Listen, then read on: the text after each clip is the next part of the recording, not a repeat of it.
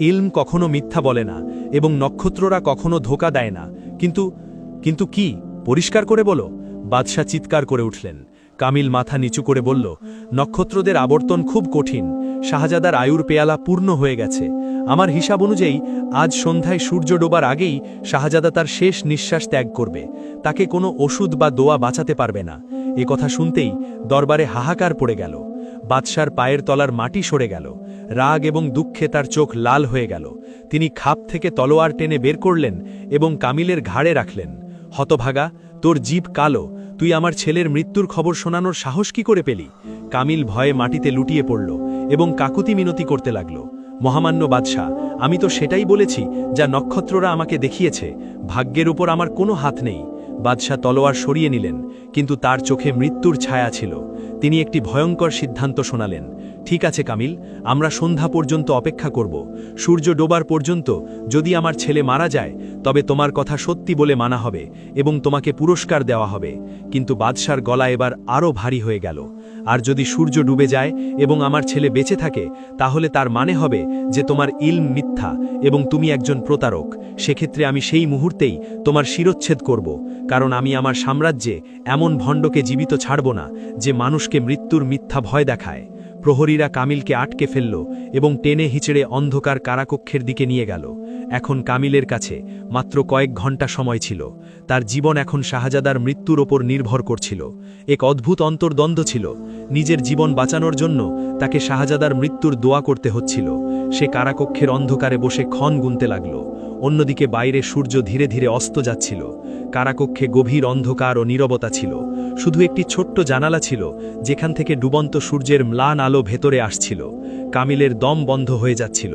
তার গোটা জীবনের ভরসা এখন কেবল কয়েক মুহূর্তের উপর টিকেছিল। সে বারবার সেই ঘুলঘুলির দিকে তাকাচ্ছিল যেখান থেকে আসা সূর্যের লাল রশ্মিগুলো এখন কালো হতে শুরু করেছিল। কামিল নিজের পকেট থেকে সেই পুরনো কাগজটি বের করল যার ওপর সে শাহজাদার মৃত্যুর সময় লিখেছিল। সে কাঁপা কাঁপা হাতে পুনরায় হিসাব কষল। তার আঙুলগুলো দ্রুত চলছিল, কিন্তু ফলাফল সেই একই ছিল। শাহজাদার এতক্ষণে মারা যাওয়ার কথা ছিল। নক্ষত্রের গতিবিধি স্পষ্টভাবে বলছিল যে তার জীবনের সূর্য অস্তমিত হয়ে গেছে। কিন্তু প্রাসাদ থেকে এখনও কান্নার আওয়াজ কেন আসেনি? শোকের খবর কেন পৌঁছালো না? তার হৃদয়ে জোরে জোরে স্পন্দিত হচ্ছিল। ঘামে তার কাপড় ভিজে গিয়েছিল। সে দেওয়ালে মাথা কুটতে শুরু করল। আমার ইলম কি ভুল হতে পারে? না, এটা অসম্ভব। আমি আজ পর্যন্ত যা বলেছি তা সত্যি হয়েছে। তাহলে আজ কি হলো? আকাশের নক্ষত্ররা কি নিজেদের স্থান পরিবর্তন করে ফেলেছে? সে নিজেই নিজেকে প্রশ্ন করছিল, কিন্তু উত্তর দেওয়ার মতো সেখানে কেউ ছিল না। সময় বালির মতো পিছলে যাচ্ছিল। বাইরে থেকে প্রহরীদের বুটের আওয়াজ আসতেই কামিলের কলিজা মুখে উঠে এলো। তার মনে হলো হয়তো তার মৃত্যুর পরোয়ানা এসে গেছে। কিন্তু প্রহরীরা সেখান দিয়ে চলে গেল। এই নীরবতা তাকে আরও বেশি ভয় পাইয়ে দিল। হঠাৎ তার সেই দরবেশের চেহারার কথা মনে পড়ল। সেই কথাগুলো তার কানে হাতুড়ির মতো বাজতে লাগল। নক্ষত্রের মালিক আল্লাহ, তুমি নও। কামিলের চোখের সামনে সেই গরিব মহিলাও ভেসে উঠলেন, যাকে সে গতকালই নিরাশ করে ফিরিয়ে দিয়েছিল। সে ভাবল, হয়তো ওই মায়ের অভিশাপ আমার গায়ে লেগেছে। আমি নিজের মুখে না জানি কত মানুষের আশা ভেঙেছি। আজ আমার নিজেরই আশা ভাঙতে চলেছে। প্রথমবার কামিলের অহংকার চূর্ণ বিচূর্ণ হয়ে গেল। সে অনুভব করল যে সে কেবলই একজন মানুষ, খোদা নয়। যে ভাগ্য সে অন্যদের বলে বেড়াত, আজ নিজের ভাগ্যের সামনেই সে অসহায় হয়ে দাঁড়িয়ে আছে। তার ইলম, তার বইপত্র, তার খ্যাতি সবকিছুই অর্থহীন ছিল। সূর্য যদি পুরোপুরি ডুবে যায় আর শাহজাদা বেঁচে থাকে, তবে বাদশার তলোয়ার তার মাথা দেহ থেকে আলাদা করে দেবে। ভয়ের চরম সীমায় পৌঁছে গেল সে। কামিল, যে কখনো কারো সামনে মাথা নত করত না, আজ সেই কারাকক্ষের ঠান্ডা মেঝেতে হাঁটুর ওপর ভর দিয়ে পড়ে গেল। সে কাঁপা কাঁপা হাত ওপরে তুলল। সে দোয়া করতে জানত না। সে কখনো মন থেকে খোদাকে ডাকেইনি।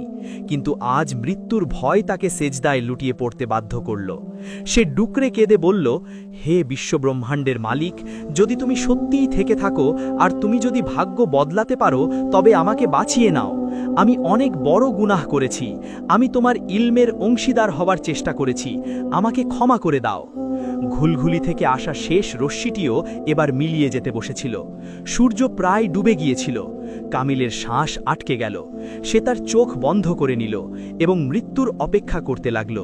তার বিশ্বাস হয়ে গিয়েছিল যে এবার তার শেষ সময় ঘনিয়ে এসেছে, কারণ এখনও পর্যন্ত শাহজাদার মৃত্যুর খবর আসেনি এবং বাদশার প্রতিশ্রুতি ছিল যে সূর্য ডোবা মাত্রই ছেলে বেঁচে থাকলে কামিলের ঘাড় উড়িয়ে দেওয়া হবে। তখনই কারাকক্ষের বাইরে ভারী পায়ের শব্দ শোনা গেল। তালায় চাবি ঘোরানোর আওয়াজ এলো। কামিলের বুক ধক করে উঠল। তার সময় কি ফুরিয়ে গেছে?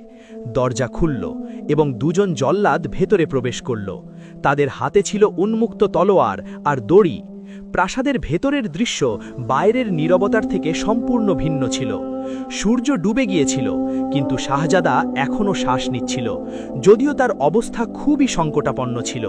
হাকিমরা হাত তুলে নিয়েছিলেন এবং বাদশার কাছে কাঁদা ছাড়া আর কোনো উপায় ছিল না। ঠিক সেই সময় প্রাসাদের দরজায় শোরগোল শোনা গেল। প্রহরীরা এক বৃদ্ধাকে আটকে রেখেছিল, যিনি বার